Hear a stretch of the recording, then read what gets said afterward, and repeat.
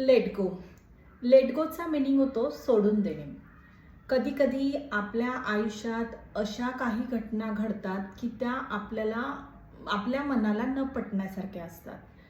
तर न पटणाऱ्या गोष्टींना सोडून देणे म्हणजेच लेट गो करणे हे होय.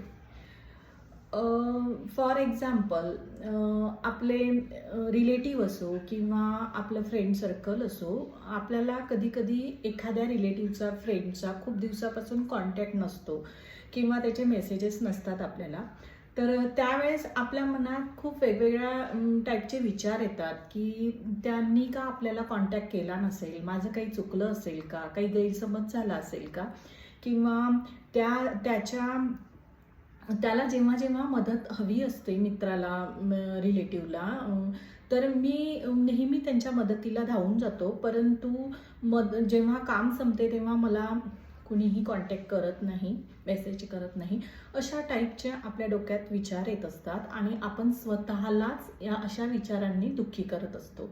परंतु आपण हा विचार करतो का की तो व्यक्ती, कदाचित त्या व्यक्तीवर जास्तीची जबाबदारी येऊन पडली असेल किंवा तो व्यक्ती त्या वैयक्तिक अडचणीत अडकला असेल आणि काही लोकांना त्यांच्या अडचणी, त्यांचे दुःख दुसऱ्याला शेअर करायला आवडत नाही. ते स्वतःच त्यांना फेस करत असतात.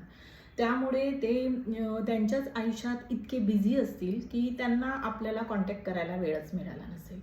असा विचार जेव्हा आपण करतो आणि त्या गोष्टी जेव्हा आपण सोडून देतो, त्यालाच आपण म्हणतो लेट गो करणे. किंवा आपल्या जिव्हाळ्याचे व्यक्ती, आपल्या सतत सोबत असणारे व्यक्ती, त्यांच्या काही गोष्टी आपल्याला खूप इरिटेट करत असतात किंवा त्यांच्या भल्यासाठी आपण त्यांना काही चांगल्या गोष्टी सांगायला जातो.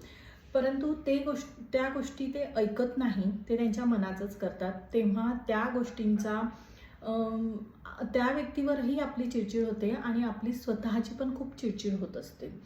परंतु ज्या गोष्टींवर आपलं कंट्रोलच नाही आहे, त्या गोष्टींसाठी आपण स्वतःची चिडचिड करणे, स्वतःला त्रास करून घेणे कितपत योग्य आहे. तर तसे न करता जी गोष्ट आहे तशी एक्सेप्ट करायची आणि